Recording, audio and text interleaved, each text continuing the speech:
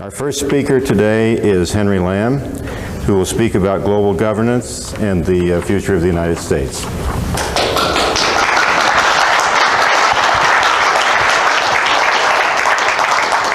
Good morning. It's an awfully good crowd for so early in the day.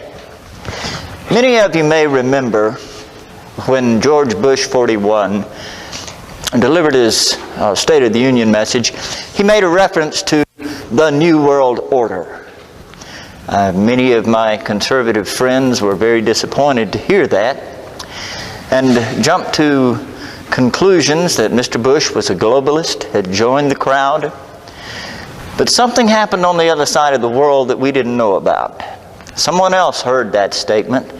Mr. Willy Brandt heard it, and it scared him to death.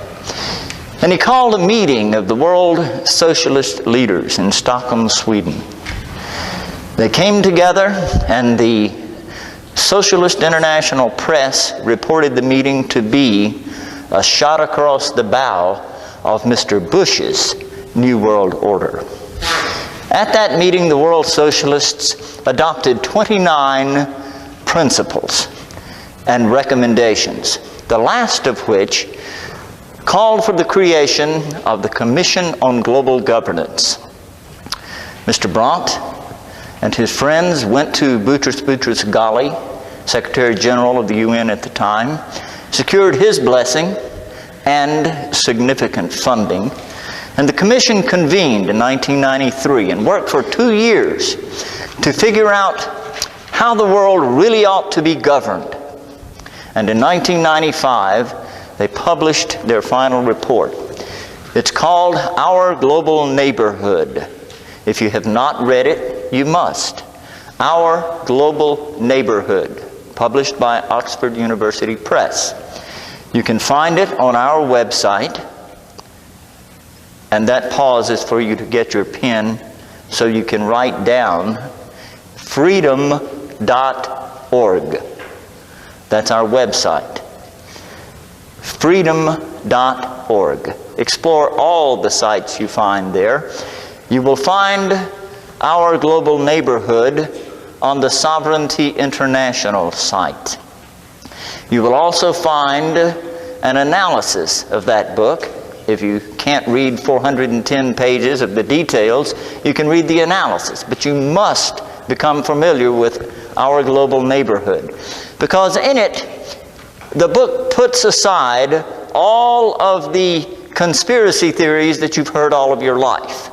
It publishes right out for God and everybody to see precisely what the plan is to achieve world government. But early in the book, it describes global governance as the goal and says that our goal of global governance is not world government. Now, I want you to understand what the difference is between global governance and world government. It is precisely the same as the difference between rape and date rape. One begins with seduction. They both end in violence. The Commission on Global Governance seeks to create a world government, regardless of what they call it. And this morning I want to talk to you about 4 areas of global governance, if you will, that the international community is striving to secure. In the area of economics, in the area of security, in the area of education, and in the area of land use control. I'll simply identify the first 3 areas and delve a little more deeply into the area of land use control. And I will strive to save time for some questions, and I will end on time, Jane. The Commission on Global Governance has designed a master plan to achieve total control of the global economy. And the way it will work is to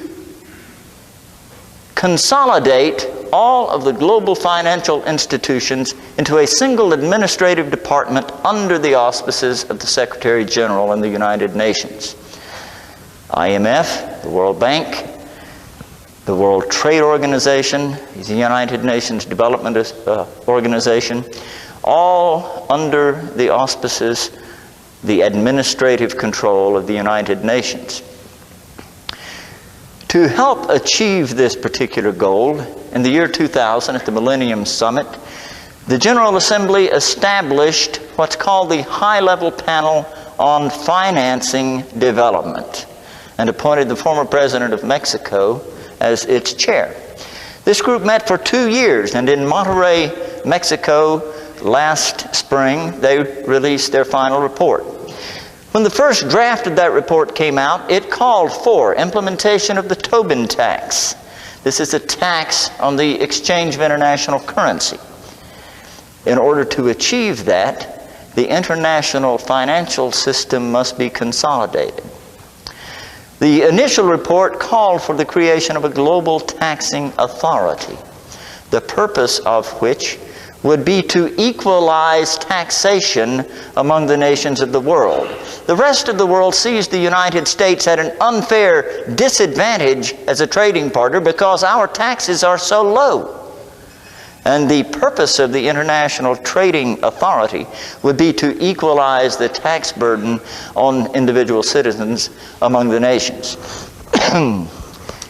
George Bush 43, to his credit, insisted that references to the Global Taxing Authority be removed from that document. The United States delegates insisted that reference to the Tobin tax, or the tax on the exchange of foreign currency, be removed from that document. And as a result, when the final document was presented, it was a watered-down version of the wishes of the international community. But the high-level panel on financing development that was supposed to have lasted for 2 years, present its final report, and then dissolve, decided that it would continue its existence for the purpose of continuing to figure out how to achieve the goals that are set forth in our global neighborhood. What that means in political reality is that if we'll just hang on for a few more years, Mr. Bush will be gone and there'll be somebody else up here that'll sign our documents, as have been done so often in the past. This is what's happening, a part of what's happening to consolidate the financial mechanisms globally to achieve control of the global economy. To say nothing of regulating through the United Nations all international corporations, to regulate business activity all the way down to the local community. This is an area, if you're interested in economics, you need to study, because it is happening as we speak. In the area of security, this is an area that is of great concern and should be of great concern to all of us. Because when the United Nations was created in 1945, its purpose was to serve its members, who were sovereign nations, to provide services to its members, sovereign nations. Its goal was to achieve security globally for its member sovereign nations. Our global neighborhood says it's time for the United Nations to change its mission, to broaden its horizons, and now provide security for people inside sovereign nations. It defines security to be not only freedom from fear of military attack, but freedom from hunger, freedom from the elements, to provide shelter. And if you were paying close attention to President Clinton and to Kofi Annan at the Millennium Summit, you heard them say things such as, "No longer can national security be used as an excuse to prevent international action to preserve the security of people. And we have seen actions where the United Nations has initiated activity inside a nation without the request or permission of that sovereign nation. We have seen the creation of the International Criminal Court, a recommendation of the Commission on Global Governance, an institution unlike any ever known in the world. This is the first document ever adopted, the first international treaty ever adopted that claims to have power and jurisdiction over nations, all nations, whether or not those nations have ratified the treaty. This International Criminal Court is another step toward security for the people of the world as defined by the international community. The area of security as defined by the Commission on Global Governance goes way beyond anything that we've ever considered international security. It goes all the way to the handguns that Americans claim the right to own. The international community, the United Nations in particular, created several years ago an artificial coalition of NGOs called IANZA for the purpose of eliminating individual ownership of small arms. They are currently in nations around the world engaging in projects to collect small arms and destroy them. It is the goal, the explicit goal of the United Nations as stated in our global neighborhood to control the manufacture, sale, and distribution of all munitions. This is how the United Nations seeks to achieve global security, to control every aspect of human life. The third area of international intervention to achieve global governance is education. This is a goal that began many years ago. 1 month, in fact, after the creation of the United Nations, Julian Huxley signed the document that created UNESCO. And UNESCO has been the leading arm to educate the world. And I won't go all the way back to 1921 with the League of Nations and the disappointment of the international community when the United States failed to ratify that document. But there has been a continuing effort to re-educate, particularly the United States, so that we could come to understand the benefits of a global government, of a world socialist society. And the international community has been busy educating, particularly the people in the United States, for a century, so that we will accept that principle of global governance. And man, have they been successful. There are hundreds of thousands of people, many of whom are in our federal government, promoting the idea of universal education. Education that is different from that which I had the opportunity to experience. When I grew up in school, I was taught that I should strive for individual excellence, for individual achievement, for individual responsibility. That's obsolete.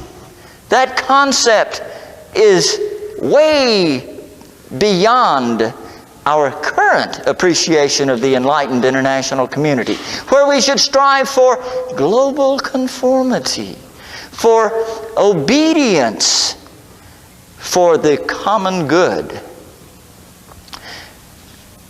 When you look at our federal curriculum, and the changes that have occurred in our federal educational program since Goals 2000 and outcome-based education, you will see that the other side is winning the education war. That our schools are now teaching those principles of commonism, those principles of common good. When you play a ball game in an elementary school, you don't keep score anymore. The idea is to get everybody in the team, and it doesn't matter whether you're any good or not. This is to condition us to accept, without objection, the common good instead of human achievement. It's happening in the area of education, and we must be concerned about it. But let me move on now to the area of land use control, because this is what is affecting us in the United States and will have profound effect on the United States, as much or more than any of the other three areas. And this is the area that I and the organizations I represent spend most of our time working on. In the United States, a few hundred years ago, our founders set out on an experimental journey.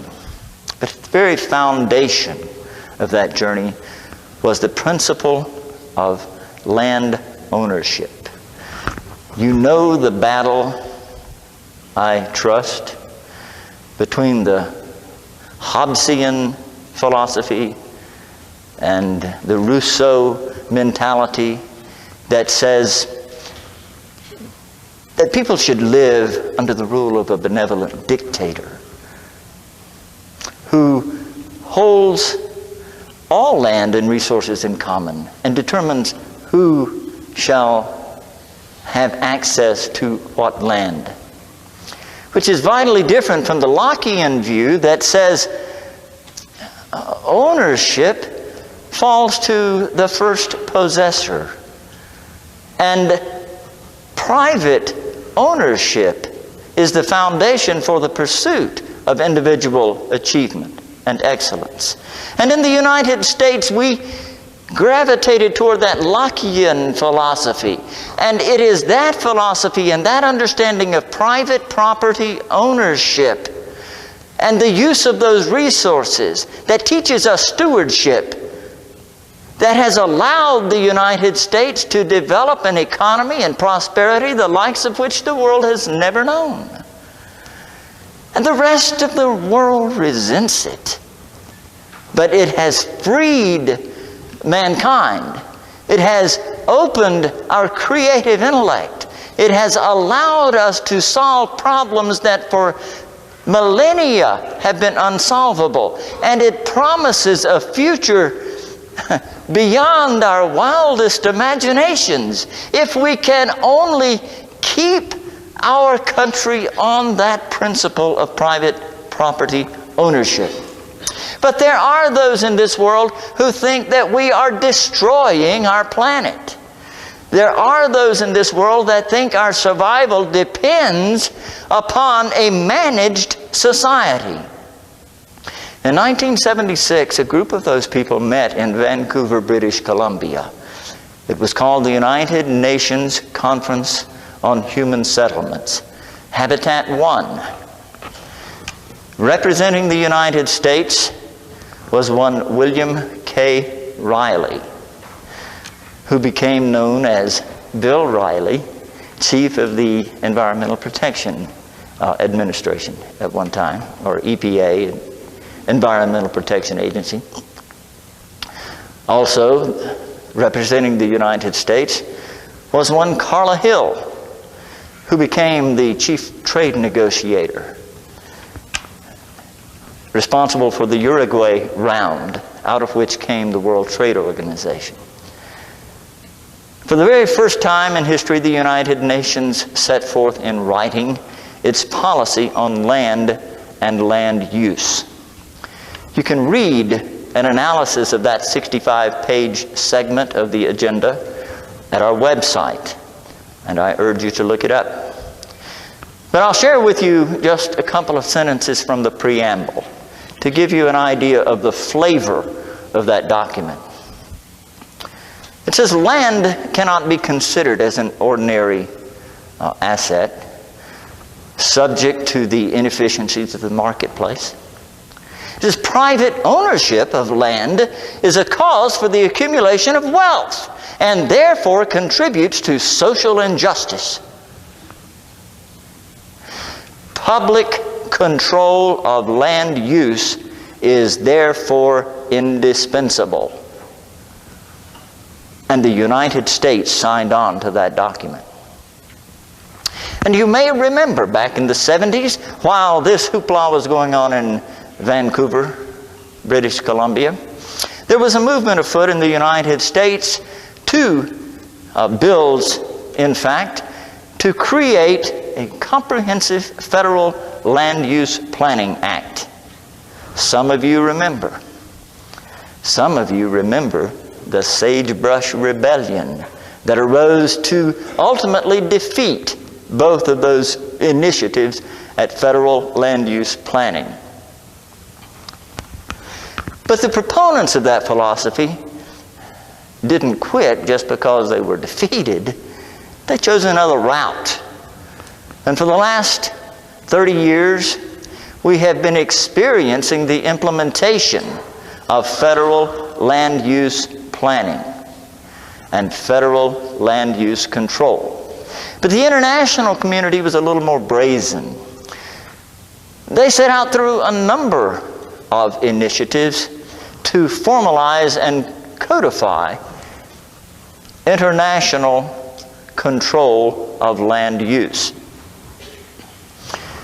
In 1979, UNESCO and the State Department entered into a memorandum of agreement to participate in the Man and the Biosphere program, and created within the bowels of the State Department, and I use that term advisedly,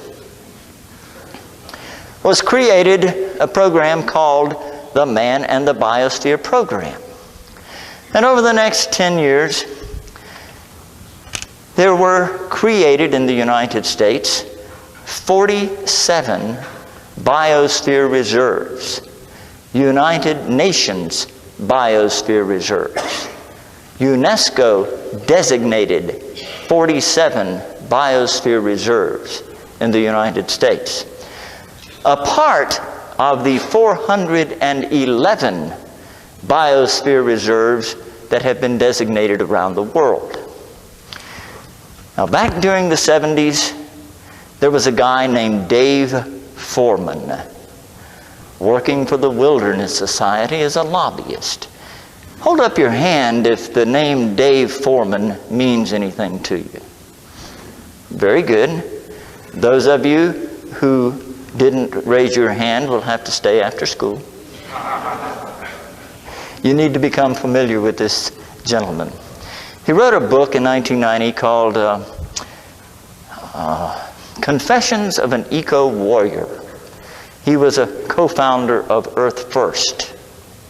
He's a convicted eco-terrorist. And as a part of his plea bargain arrangement, he left Earth First to create a new organization called the Cenozoic Society, which publishes a magazine called Wild Earth. And in 1992, it published the Wildlands Project. Hold up your hand if you are familiar with the Wildlands Project. Okay, that's good. But for the rest of you, I want to take you a little bit deeper into the Wildlands Project. In his book, Dave Foreman, in 1990, Dave Foreman says, "I have a vision of wilderness where grizzly bears and wolves can roam from Mexico to Canada without having to cross a highway." Okay, that's not a bad vision if, you've been on drugs. I laughed when I read it.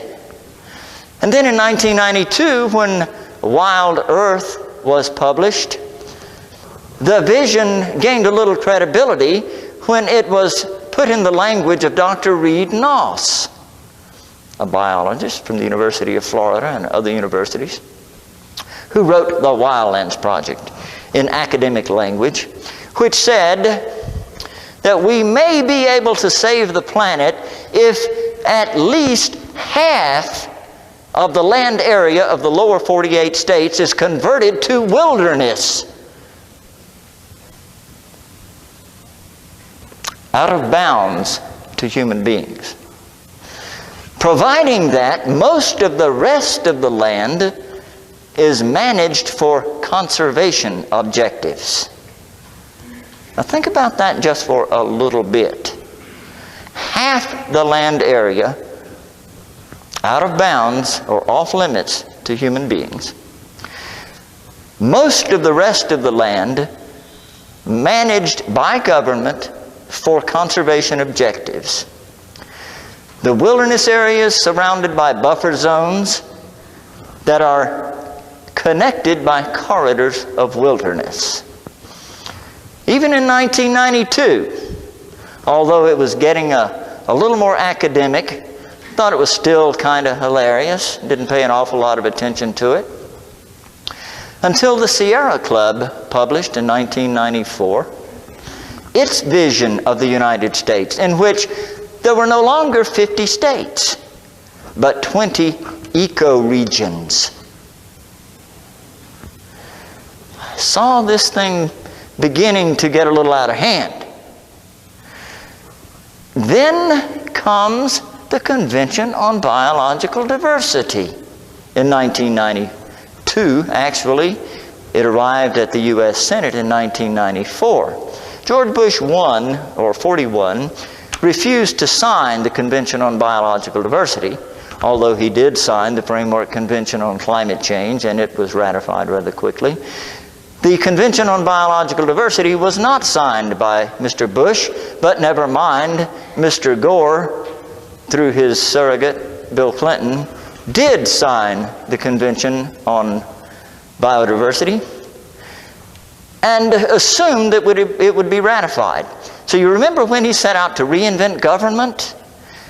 What that really meant as far as land use and resource management agencies was to restructure in order to implement the Convention on Biological Diversity.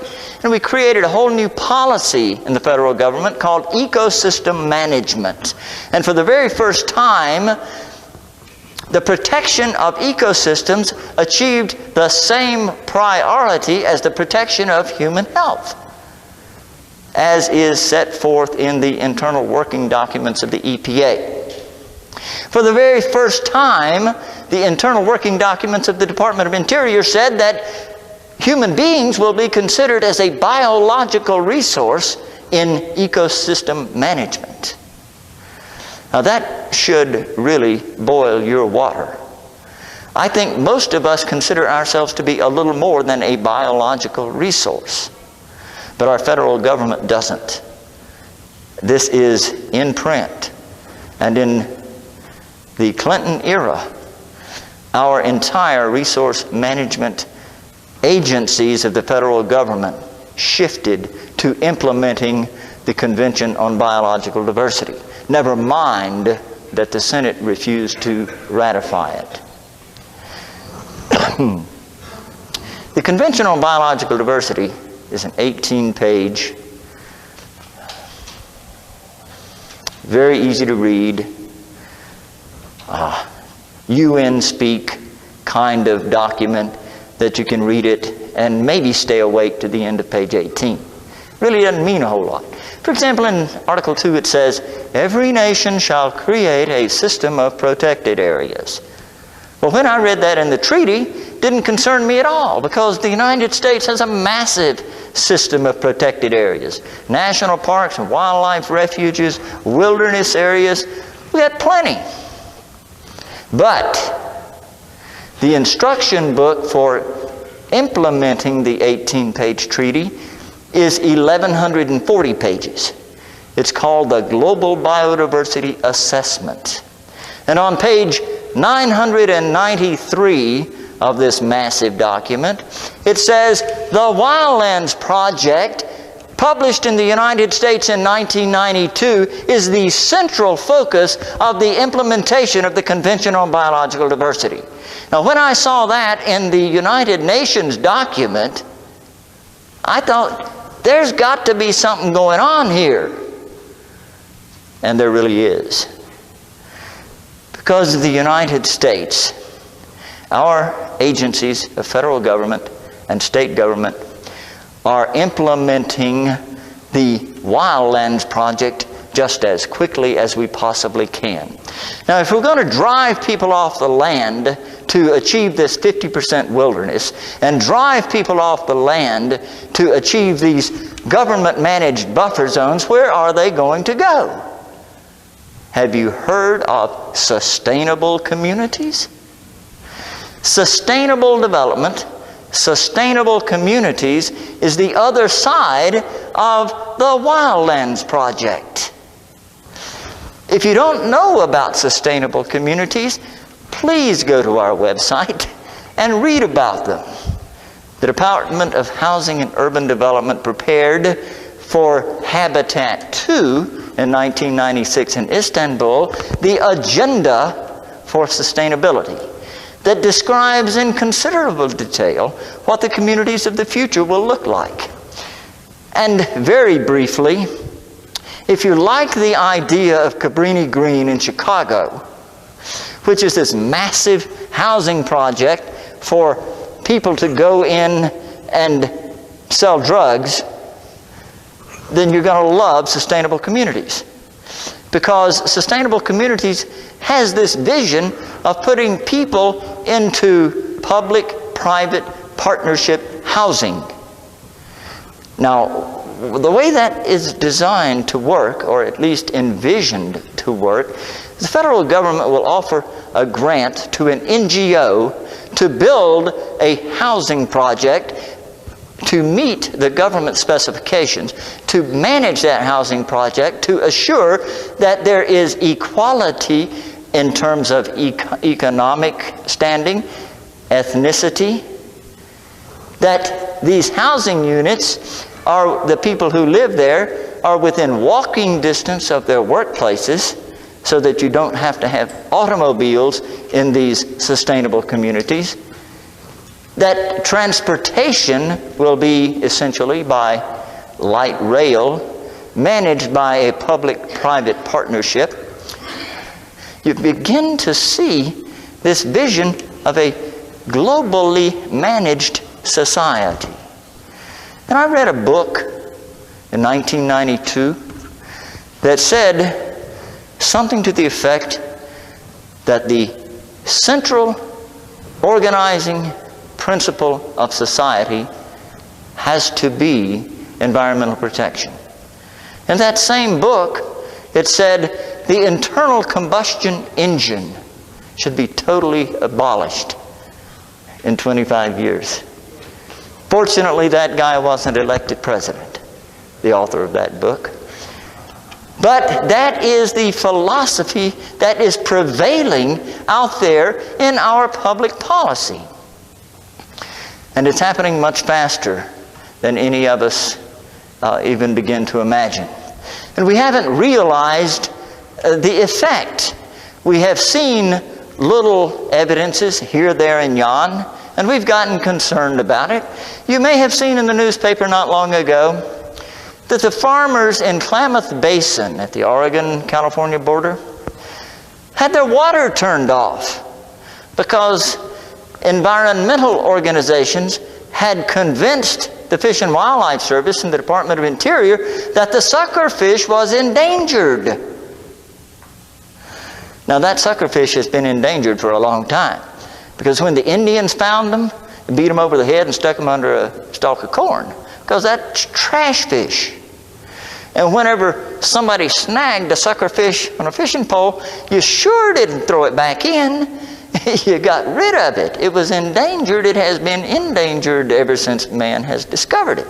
But nevertheless, it was used as an excuse to implement the Endangered Species Act and thereby acquire the authority to turn off the irrigation water that actually belonged to the farmers who were promised irrigation water in perpetuity.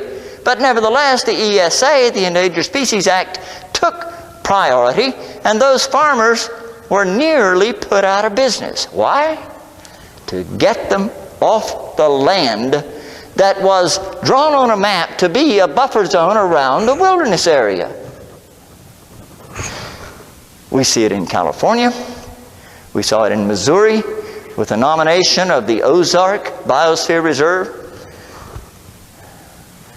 We see it in Florida with the Everglades Restoration Plan. We see it in the Bay of Fundy, in the Maine-Canada border.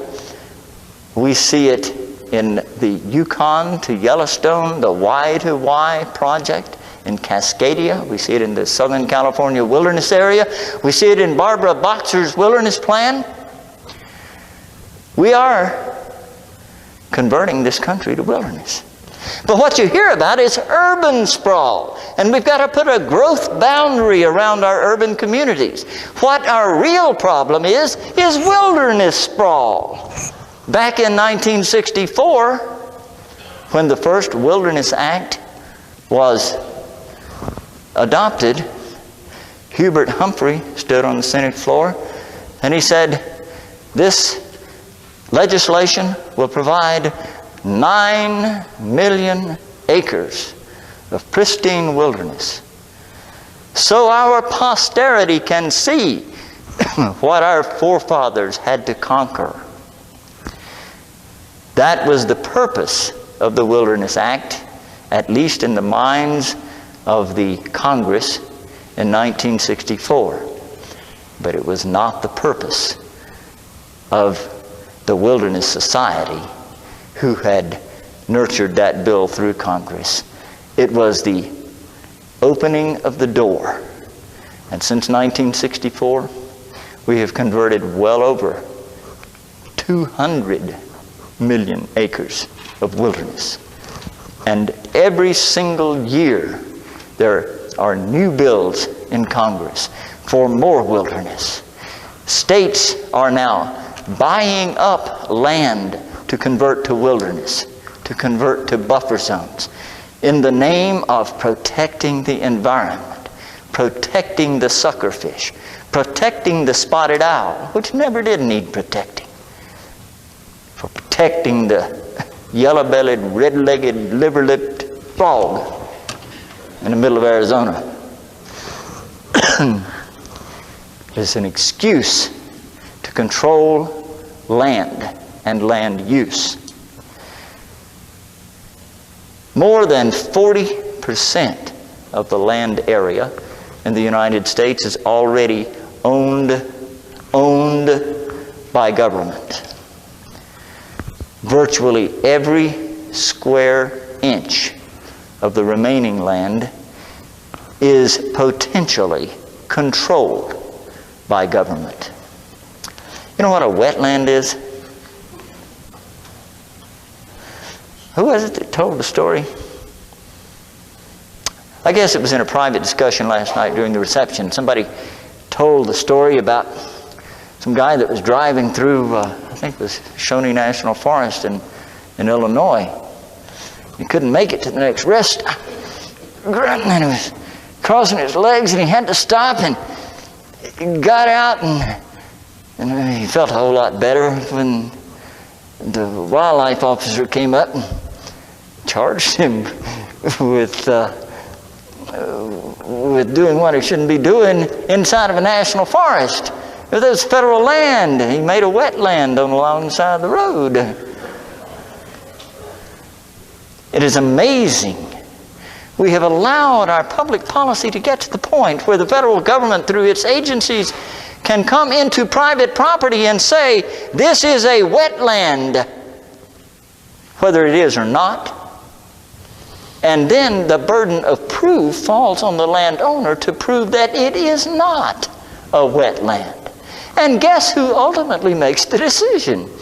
The Corps of Engineers, or the Fish and Wildlife Service, or the agency that made the declaration in the first place. That's got the cart before the horse. You put the burden of proof to prove a negative. That's wrong, people. But this is a part of the policy that is transforming our America into a nation that fits in this global society. I don't want to sound like a fatalist, because I'm not. I'm absolutely convinced that ultimately the principles of freedom shall prevail. I know that that will happen. I may not live to see it. I won't live to see it. But truth cannot be extinguished.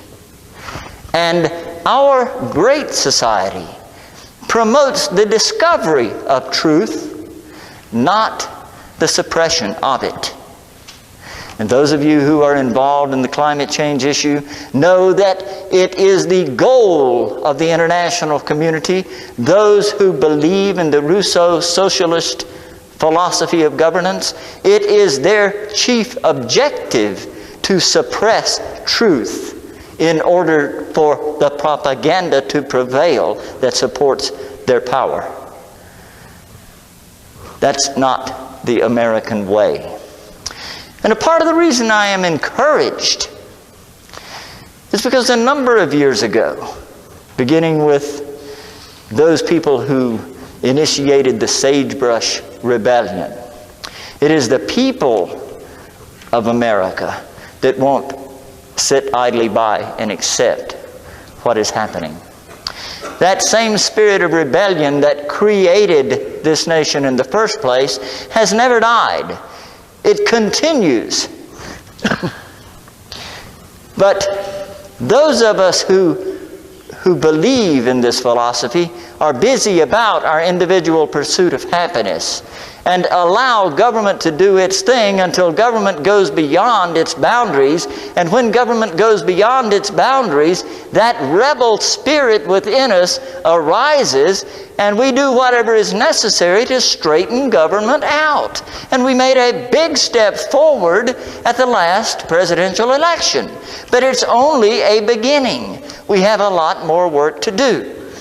But just as we suppressed and stopped this Federal Land Management Act in the 70s and are beginning to stir and arouse a nation to change the Endangered Species Act, the water is flowing in Klamath Basin again, organizations are springing up all over this country, and we are beginning to work together.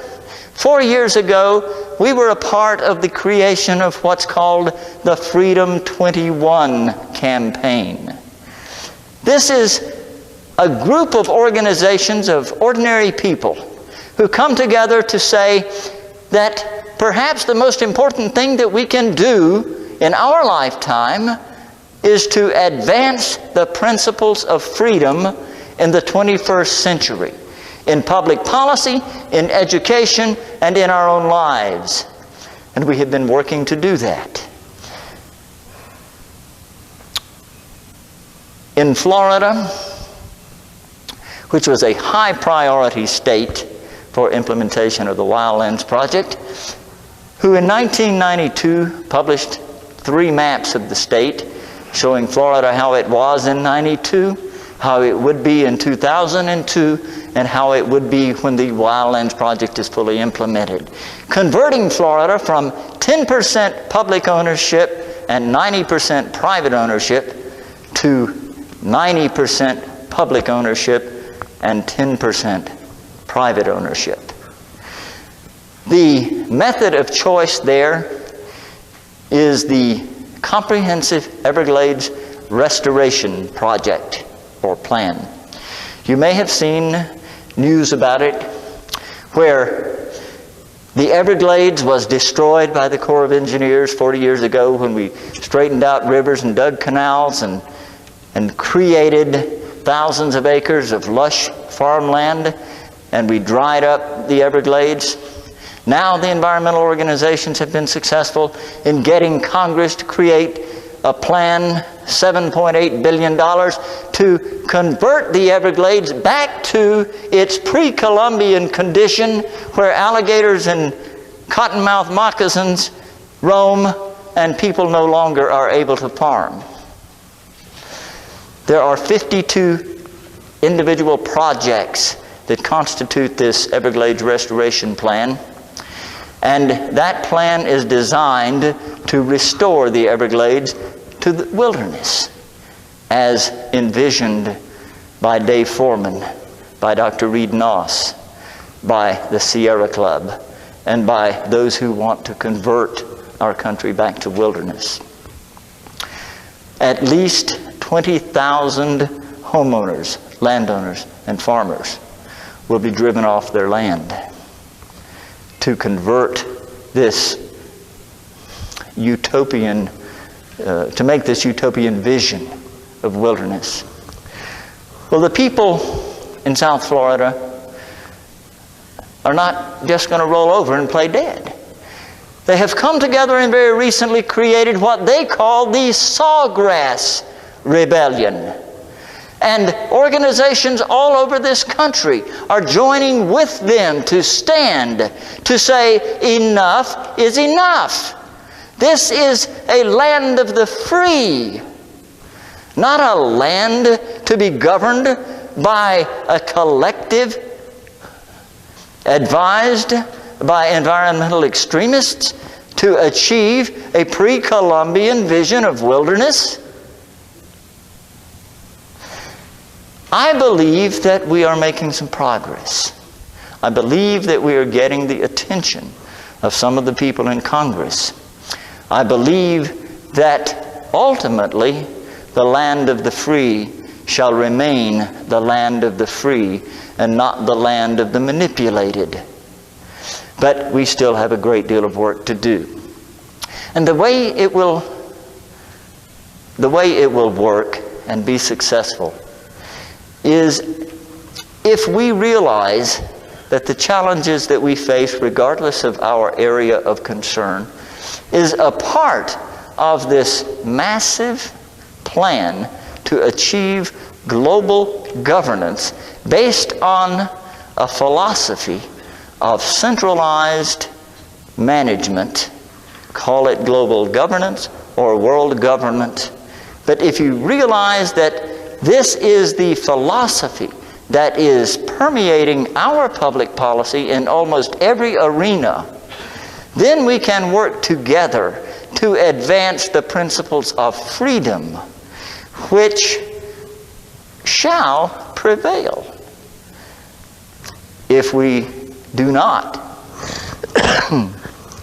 we could very well endure a generation or more of continued oppression before that spark of freedom and rebellion arises again.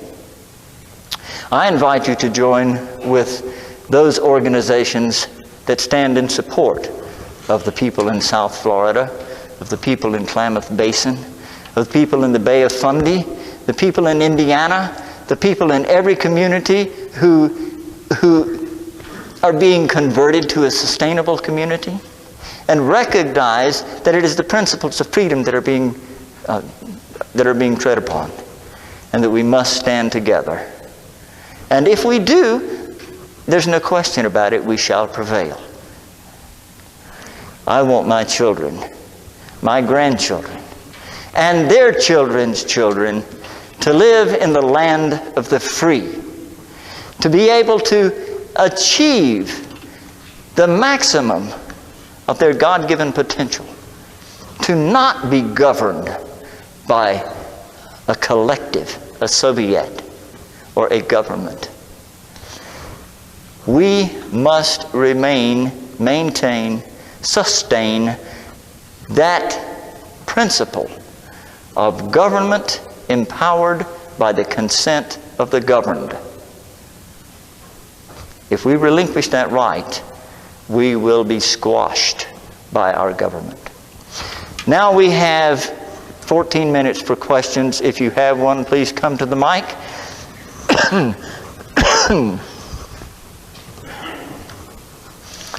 Yes, sir.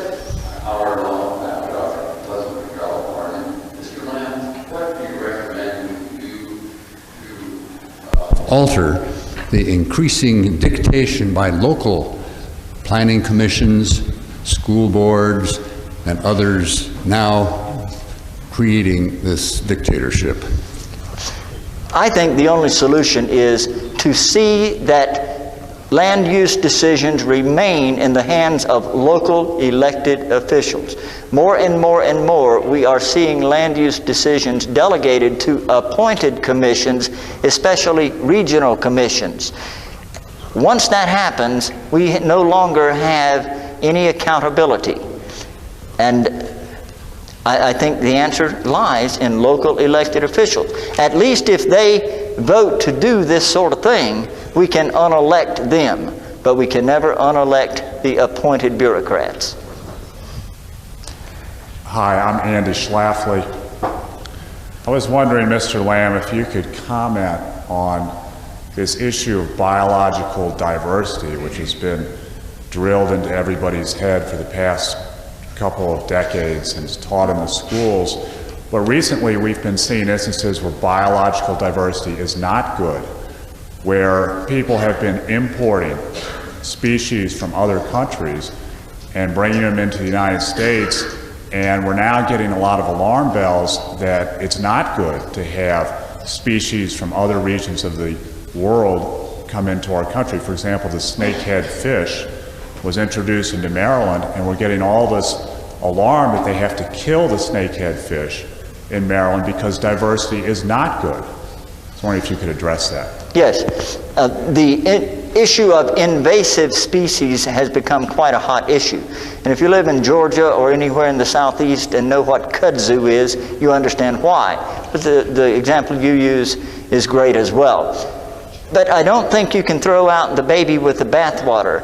You can't say that all non-native species are bad. It's simply a matter of management and intelligent selection and intelligent use. In my view, many of our best products come from non-native species. For example, I would hate to have to do without Hampshire pigs. They make the very best pork chops I've ever had in Tennessee, but they are non-native species. So in my view, the answer is intelligent selection and use of resources. Mr. Lamb, I'm Norm Wilson from Los Alamos. I'm a retired nuclear engineer. We've seen editorials show up in our local press in the last year and a half or 2 years by a group called the Writers of the Range. Now, I first thought they must be a grassroots kind of a source of public comment, but I have real suspicions about that group now. And could you comment on what you know about this group? Did you say writers or? Writers. Writers of the Range. I'm not familiar with that group. I'm sorry. Well, it showed up about the time the Sagebrush Rebellion showed up, and it appeared to support them. But the more I read of the authors of these articles, the more I'm convinced they're supporting this biodiversity whole effort in a very clandestine way. So find out what it is. I will certainly make a point to look into it and find out what I can, but I'm sorry, I just am not familiar with that group. Thank you. My name is Joel Marshall. I'd like to thank you, Mr. Lamb, and I want to mention that I join you with heart and conviction. I believe that truth and freedom shall prevail, but it obviously has something to prevail over. There's a proverb that goes, where there is lack of vision, the people are destroyed. And I regret that I think the blind majority in our great country may somehow change the motto of our country to "In earth we trust," in this earth first doctrine, so to speak. But I want to salute you and your vision, before I ask my question, in this respect. This villain of the Novus Ordo Seclorum, or the New World Disorder, is truly a worthy adversary to truth and freedom. And my question to you, sir, is what role do you think our own Federal Reserve may play in the globalization of this consolidation of financial mechanics throughout the earth? I am not an economist, so I'll put that disclaimer up front. But as my life lifelong love almost Miss Floyd Lilly, who is the vice chair of Sovereignty International, once said, "The Federal Reserve is neither federal, nor are there any reserves." The fact of the matter is, where there is money to be made by hook or crook, one way or the other, those people who have it are going to make more. The short answer is the Federal Reserve gives every appearance to me of full and total cooperation with the global agenda. Mr. Lamb, I'm Sue Huck, and I have to compliment you on having the really big picture. You've certainly given the best presentation I have ever heard. I have a little article entitled "A Fly Speck on the Big Picture." That's about what it is. I've addressed parts of these subjects in my book out there. But I wanted to point out that there's an aspect you might put onto your net sometime.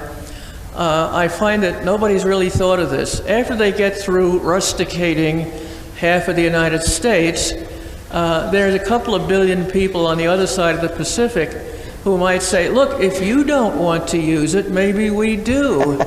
And they may come over and visit us. And I don't know whether the people who are planning to make a wildland out of this have thought that far ahead. Personally, I think they simply hate us. It's very simple. They like to get us off the land, and they would like to put us on reservations and manage us, that's all. So another thing, do you have any idea who actually wrote Al Gore's book? You didn't mention that he was the author of those ridiculous remarks. There are a number of people acknowledged in his book. There are a few people who have been major contributors, but Jessica Matthews Tuckman was one of the primary authors without credit. But there are others who contributed as well. Well, Gore in his speeches never refers to these things. And I don't really think he knows much about the environment. I really don't. Well, that could be arguable. Al Gore is from Tennessee, and by the way, I apologize for that. But Al had a political conversion in 1988 that he blames on his son's accident. But my foreman, in 1980s, I ran a construction company, and my foreman was a lifelong Democrat who served on Mr. Gore's campaign during his first bid for election. And I was told firsthand that representatives from 3 environmental organizations visited Mr. Gore's campaign headquarters and promised him that it would be impossible for him to spend out his campaign fund if he were to follow these plans. And Al Gore had an enlightenment, an epiphany. He was converted. Yeah. And he's been that way ever since. Yeah, well now, here's another follow-up in a way. When the man's running for president and he had just reissued that book, which is, I mean, it's ridiculous if you take it apart, why does not the Republican Party take and wrap it around his head? Say this is the kook who wants to eliminate the internal combustion engine. You're going to vote for him? I can't speak for the Republican Party. We have one more question behind you, and I think we have 2 minutes. Okay. My name is Margaret Maxey, retired professor, University of Texas. Margaret, would you speak into the mic a little bit? Yeah. I wanted to ask you, because in private conversations you've mentioned the old bromide, follow the money. Could you tell this audience what you have been doing through your son Adam about discovering the sources of funding? Yes, Margaret, I certainly will, but let me make sure that we're on the same time. I have 5 more minutes before the hour. Okay. All right. What Dr. Maxey is referring to is the Federal Assistance Award Data System. Has anybody here ever heard of that? Why, no. Oh, one person has. Excellent. In 1983, Congress passed a law that said every agency of government that disperses grants and contracts must report those grants and contracts to the American people through the Bureau of Census. Since 1983, the Bureau of Census has been putting out a linear text file in sequential order on magnetic tape and say, here public, this is what the government has done. Nobody's ever heard of it. Nobody has ever been able to access it. However, I have a son who at the age of 16 was given the privilege of choosing a new car for his 16th birthday or whatever else he wanted of equal value. He chose a computer. This was in the 80s. That kid has devised a program to take that Federal Assistance Awards data, 20 million records, 64 gigabytes of data. And now, if you want to know how much money the government has given to, say, the Nature Conservancy since 1983, you go to that website. Anybody who has a computer types in the Nature Conservancy, and you will sit there and watch it grind for 23 seconds and realize that since between 1996 and 2001, anyway, the Nature Conservancy received 521 grants totaling $102 million. And you can do that with any other organization as a result of this computer program. Now, what we're going to do with that is to say to Congress, now that we're able to produce the evidence, and say to Congress, for God's sake, quit giving these NGOs our tax money to come back and convert America to wilderness. And you can help with that. Thank you, Margaret. Thank you.